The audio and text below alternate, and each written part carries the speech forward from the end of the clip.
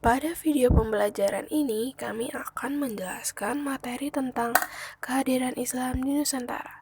Adapun yang akan kami jelaskan adalah alur dakwah di Nusantara, cara-cara dakwah dai dan para mubalik menyebarkan Islam di Nusantara, dan juga kerajaan-kerajaan Islam yang ada di Nusantara. Islam masuk ke Indonesia melalui jalur perdagangan. Sebelum Islam datang, Nusantara berada dalam pengaruh agama Hindu-Buddha. Pengaruh-pengaruh tersebut berdampak pada pola hidup masyarakat di Indonesia. Namun, dalam perkembangannya, pengaruh Islam jauh lebih kuat daripada pengaruh agama Hindu-Buddha. Masuknya agama Islam di Nusantara melalui jalur perdagangan berlangsung dengan cara damai. Ajaran Islam mudah diterima dan mendapat banyak perhatian dari penduduk Nusantara. Berbagai sumber sejarah menyatakan bahwa agama Islam sudah masuk ke Indonesia pada abad ke-7 Masehi. Namun, keberadaan para pemeluk ajaran Islam menjadi jelas pada abad ke-13 yang ditandai dengan berdirinya Kerajaan Samudra Pasai di Aceh sebagai kerajaan Islam yang pertama. Proses masuknya Islam di Indonesia berjalan secara bertahap dan melalui banyak cara. Menurut para ahli sejarah, teori-teori tentang kedatangan Islam ke Indonesia adalah sebagai berikut. Yang pertama, teori Mekah. Menurut teori Mekah, proses masuknya Islam ke Indonesia adalah langsung dari Mekah atau Arab. Terjadi pada abad pertama Hijriah, yaitu abad ke-7 Masehi. Para pedagang dari Timur Tengah memiliki misi dagang dan dakwah sekaligus. Bahkan, motivasi dakwah menjadi pendorong utama mereka datang ke Nusantara. Orang-orang Arab yang datang ini kebanyakan adalah keturunan Nabi Muhammad SAW yang menggunakan gelar Said atau Syarif di depan namanya. Menurut para ahli sejarah, jalur perdagangan antara Indonesia Arab telah berlangsung sejauh sebelum Masehi. Yang kedua, teori Gujarat. Teori Gujarat mengatakan bahwa proses kedatangan Islam ke Indonesia berasal dari Gujarat pada abad ke-7 Hijriah atau abad ke-13 Masehi. Gujarat adalah sebuah wilayah di India bagian barat berdekatan dengan Laut Arab. Menurut teori ini, orang-orang bermazhab Syafi'i telah bermukim di Gujarat dan Malabar sejak awal Hijriah abad ke-7 Masehi. Namun, yang menyebarkan Islam ke Indonesia bukanlah dari orang Arab langsung, melainkan pedagang Gujarat yang telah memeluk Islam dan berdagang ke Nusantara. Yang ketiga adalah teori Persia. Teori Persia mengatakan bahwa proses kedatangan Islam ke Indonesia berasal dari daerah Persia atau Parsi, yang sekarang disebut dengan Iran. Sebagai buktinya, ada kesamaan budaya dan tradisi yang berkembang antara masyarakat Parsi dan Indonesia. Tradisi tersebut antara lain adalah tradisi merayakan 10 Muharram atau Asyura. Yang terakhir adalah teori Cina. Menurut teori Cina, proses kedatangan Islam ke Indonesia, khususnya di Tanah Jawa, berasal dari para pedagang Cina. Mereka telah berhubungan dagang dengan penduduk Indonesia jauh sebelum Islam dikenal di Indonesia, yakni sejak masa Hindu-Buddha. Ajaran Islam sendiri telah sampai di Cina pada abad ke-7 Masehi. Sebagai pembuktian teori Cina ini bahwa Raja Islam pertama di Jawa yakni Raden Pata dari Bintoro Demak merupakan keturunan Cina. Bukti lainnya adalah adanya masjid-masjid tua yang bernilai arsitektur Cina atau Tiongkok di berbagai tempat di Pulau Jawa. Agama Islam berkembang di Indonesia disebarkan oleh berbagai golongan, yakni para pedagang, mubalik, sufi, dan para wali. Para wali menyebarkan Islam di Nusantara, khususnya di Tanah Jawa. Di antara sekian banyak wali, yang terkenal adalah Wali Songo atau Wali Sembilan. Yang pertama, Sunan Maulana Malik Ibrahim atau Syekh Maghribi, yang diduga berasal dari Persia dan berkedudukan di Gresik. Yang kedua, Sunan Ampel atau Raden Rahmat, berkedudukan di Ampel, Surabaya. Yang ketiga, Sunan Bonang atau Raden Maulana Makdum Ibrahim, putra dari Raden Rahmat atau Sunan Ampel. Ia tinggal di Bonang dekat Tuban. Yang keempat adalah Sunan Giri atau Prabu Sasmata atau Sultan Abdul Faki yang semula bernama Raden Paku, berkedudukan di Bukit Giri dekat Gresik. Yang kelima Sunan Derajat atau Syarifuddin, juga putra dari Sunan Ampel dan berkedudukan di Derajat dekat Sedayu, Surabaya. Yang keenam, Sunan Gunung Jati atau Syarif Hidayatullah atau Sheikh Nurullah, berasal dari Pasai, sebelah utara Aceh yang berkedudukan di Gunung Jati, Cirebon. Yang ketujuh adalah Sunan Kudus atau Jafar Sodik, putra dari Raden Usman Haji yang bergelar Sunan Ngandung di Jipang, Panolan, berkedudukan di Kudus. Yang kedelapan, Sunan Kalijaga, nama aslinya Raden Mas Syahid. Beliau adalah putra Tumenggung Wilatikta, Bupati Tuban yang berkedudukan di Kadilangu dekat Demak. Yang kesembilan, Sunan Muria atau Raden Umar Syahid adalah putra dari Sunan Kalijaga yang berkedudukan di Gunung Muria, Kudus. Selanjutnya adalah cara-cara dakwah di Nusantara. Para dai dan mubalik menyebarkan Islam di Nusantara dengan berbagai cara. Yang pertama, perdagangan. Proses penyebaran Islam melalui jalur perdagangan dilakukan oleh para pedagang muslim pada abad ke-7 sampai abad ke-16 Masehi. Para pedagang tersebut berasal dari Arab, Persia, dan India. Para pedagang muslim menggunakan kesempatan itu untuk berdakwah menyebarkan agama Islam. Mereka memiliki akhlak mulia, santun, dan dapat dipercaya juga jujur. Hal inilah yang menjadi daya tarik sehingga banyak penduduk Nusantara secara sukarela masuk Islam. Itu adalah perkawinan. Sebagian pedagang Islam tersebut ada yang menikah dengan wanita pribumi, terutama putri bangsawan atau putri raja. Dari pernikahan itu mereka mendapat keturunan. Disebabkan pernikahan itulah banyak keluarga bangsawan atau raja masuk Islam. Sehingga para pedagang tersebut menetap dan membentuk perkampungan muslim yang disebut pekojan. Yang ketiga, dengan cara pendidikan. Para mubalik mendirikan lembaga pendidikan Islam di beberapa wilayah Nusantara. Lembaga pendidikan Islam ini berdiri sejak pertama kali Islam masuk di Indonesia. Nama lembaga-lembaga pendidikan Islam itu berbeda di tiap daerah. Di Aceh misalnya, lembaga-lembaga pendidikan Islam di sana dikenal dengan nama Meunasah, Dayah, dan Rangkang. Di Sumatera Barat dikenal dengan adanya surau. Di Kalimantan dikenal dengan nama Langgar. Sementara di Jawa dikenal dengan pondok pesantren. Di sanalah berlangsung pembinaan, pendidikan, dan kaderisasi bagi calon kiai dan ulama. Mereka tinggal di pondok atau asrama dalam jangka waktu tertentu menurut tingkatan kelasnya. Setelah menamatkan pendidikan pesantren, mereka kembali ke kampung halaman masing-masing untuk menyebarkan Islam. Melalui cara inilah, Islam terus berkembang menyebar ke daerah-daerah yang terpencil. Yang keempat, bisa melalui hubungan sosial. Para mubalik yang menyebarkan Islam di Nusantara pandai dalam menjalin hubungan sosial dengan masyarakat. Mereka yang telah tinggal menetap di Nusantara aktif membaur dengan masyarakat melalui kegiatan-kegiatan sosial.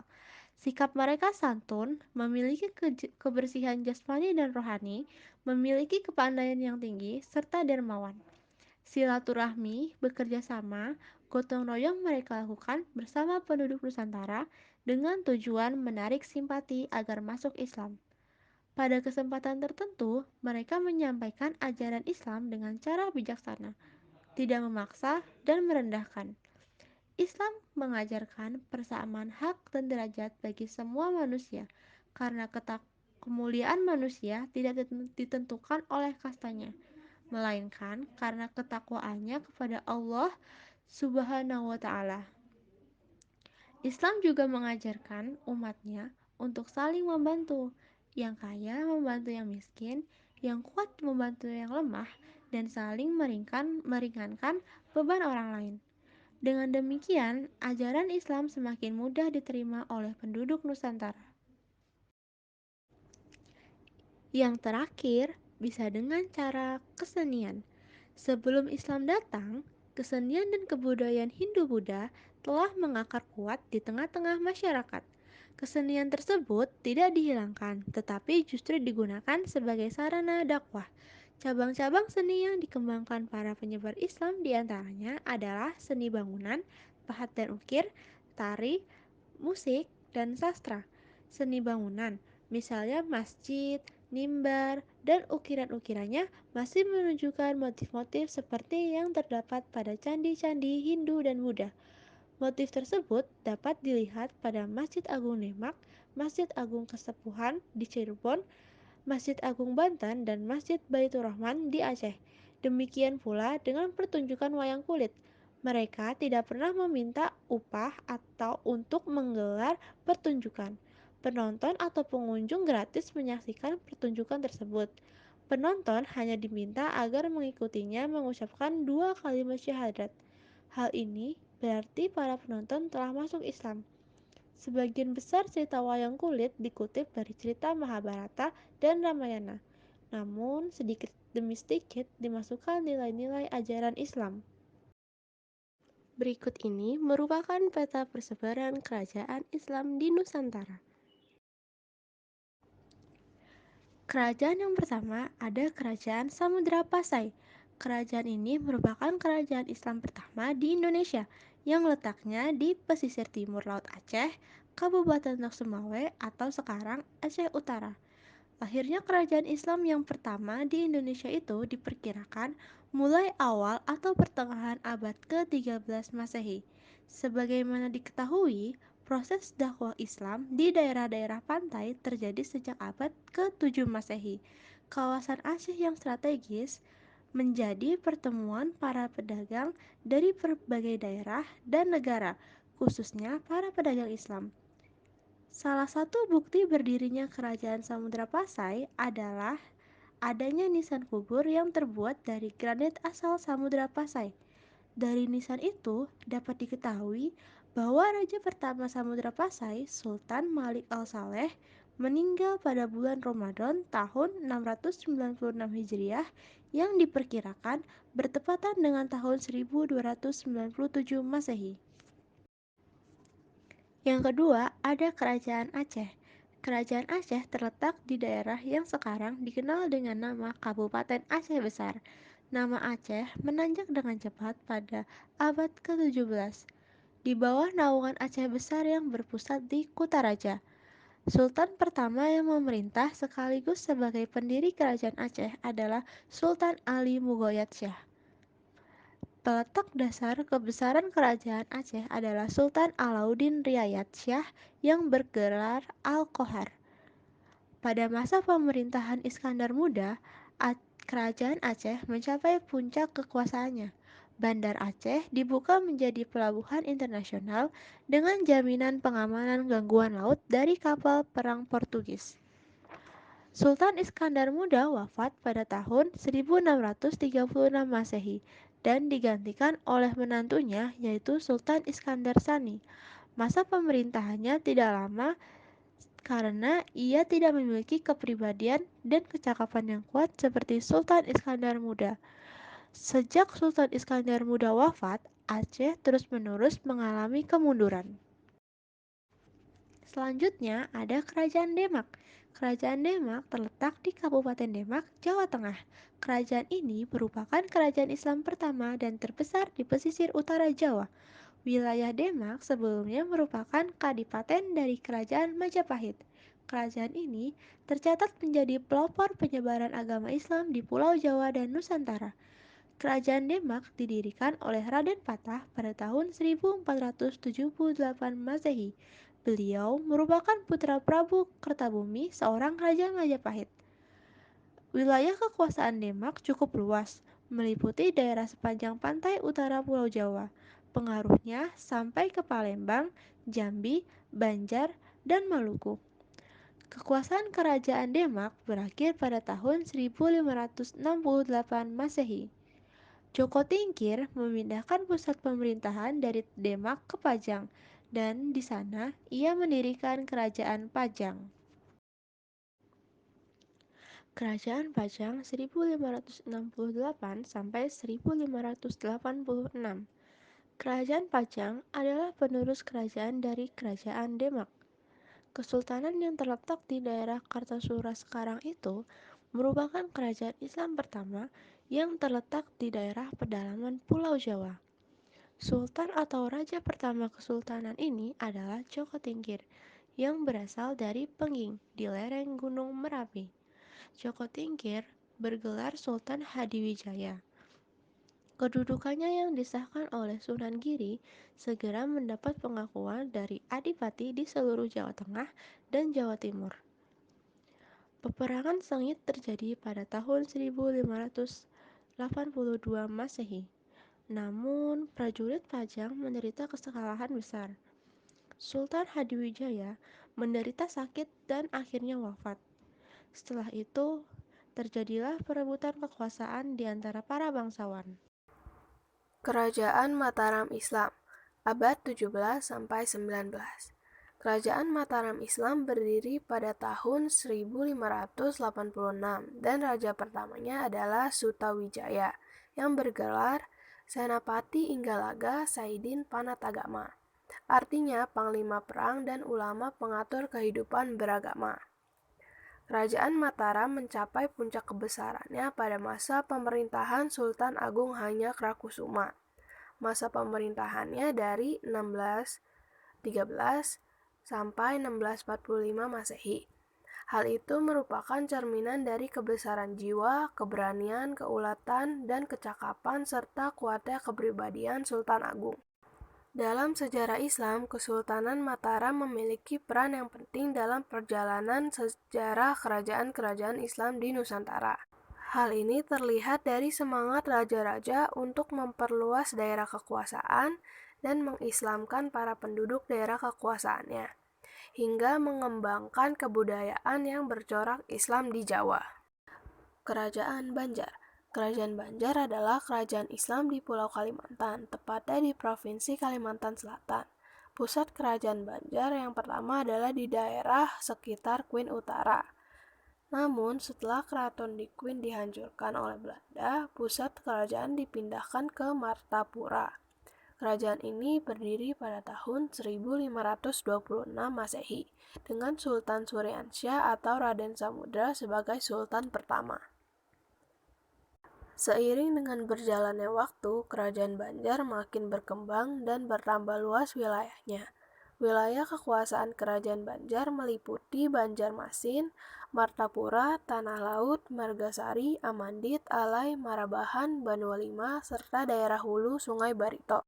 Wilayah kekuasaan kerajaan Banjar makin luas hingga ke Tanah Bumbu, Pulau Laut, Pasir, Berau, Kutai, Kota Waringin, Landak, Sukadana, dan Sambas. Semua wilayah tersebut adalah wilayah kerajaan Banjar. Kerajaan Banjar runtuh pada saat berakhirnya Perang Banjar pada tahun 1905 Masehi. Perang Banjar merupakan peperangan melawan Belanda. Raja terakhir adalah Sultan Muhammad Seman. Beliau wafat pada saat melakukan pertempuran dengan Belanda di Puruk Cahu. Kerajaan Goa Talo. Pada awalnya di daerah Goa terdapat 9 komunitas yang dikenal dengan nama Bate Salapang atau 9 bendera, yang kemudian menjadi pusat kerajaan Goa. Tombolo, Lakiung, Parang-Parang, Data, Agangjene, Saumata, Bise, Sero, dan Kalili. Kemudian semua komunitas bergabung dan sepakat membentuk kerajaan Goa. Kerajaan Goa adalah salah satu kerajaan besar dan paling sukses yang terdapat di daerah Sulawesi Selatan. Kerajaan Goa mencapai puncak kejayaannya pada abad ke-16 yang lebih populer dengan sebutan Kerajaan Kembar atau Goa Talo. Dua kerajaan telah menyatakan ikrar bersama yang terkenal dalam peribahasa Rua Karaeng Nasere Ata atau dua raja tetapi satu rakyat. Oleh karena itu, kesatuan dua kerajaan itu disebut Kerajaan Makassar. Dari Makassar, agama Islam disebarkan ke berbagai daerah, bahkan sampai ke Kalimantan Timur, NTB, dan NTT. Kerajaan Ternate. Kerajaan Ternate berdiri pada abad ke-13. Ibu kotanya terletak di Sampalu atau Pulau Ternate. Kerajaan Ternate banyak menghasilkan rempah-rempah, sehingga banyak dikunjungi oleh pedagang-pedagang dari Jawa, Melayu, Cina, dan Arab. Selain didatangi para pedagang, Ternate juga memiliki kapal-kapal dagang yang sering berlayar ke daerah-daerah lain. Menurut catatan orang Portugis, raja di Maluku yang mula-mula memeluk agama Islam adalah Raja Ternate, yaitu Gapi Baguna atau Sultan Marhum, yang masuk Islam karena menerima pengaruh dakwah dari Datuk Maulana Husin. Ia memerintah tahun 1465 sampai 1485 Masehi. Setelah wafat, beliau digantikan oleh putranya Zainal Abidin. Pada tahun 1495 Masehi, Zainal Abidin mewakilkan pemerintahannya kepada keluarganya karena ia memperdalam pengetahuan agama Islam kepada Sunan Giri dan kemudian ke Malaka. Setelah kembali ke Ternate, Zainal Abidin sangat giat menyebarkan agama Islam ke pulau-pulau sekitarnya, bahkan sampai ke Filipina Selatan. Masa kejayaan Kerajaan Ternate pada saat pemerintahan Sultan Babula. Kerajaan Tidore. Kerajaan Tidore adalah kerajaan Islam yang berpusat di wilayah kota Tidore, Maluku Utara. Kerajaan Tidore terletak di sebelah selatan Ternate. Menurut silsilah raja-raja Ternate dan Tidore, Raja Tidore pertama adalah Syahadati alias Muhammad Nakol, yang naik tahta sekitar tahun 1081 Masehi. Baru pada raja yang ke-9 yaitu Ciri Liliati yang kembali ingin memeluk agama Islam berkat dakwah Syekh Mansur dari Arab. Setelah masuk Islam bersama para pembesar kerajaan lainnya, ia mendapat gelar Sultan Jamaluddin. Putra sulungnya juga masuk Islam karena dakwah Syekh Mansur. Agama Islam masuk pertama kali di Tidore sekitar tahun 1471 Masehi.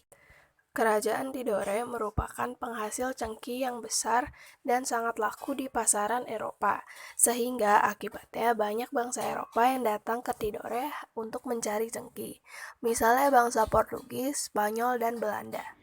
Terima kasih, semoga apa yang kami sampaikan dapat bermanfaat bagi kita semua. Wassalamualaikum warahmatullahi wabarakatuh.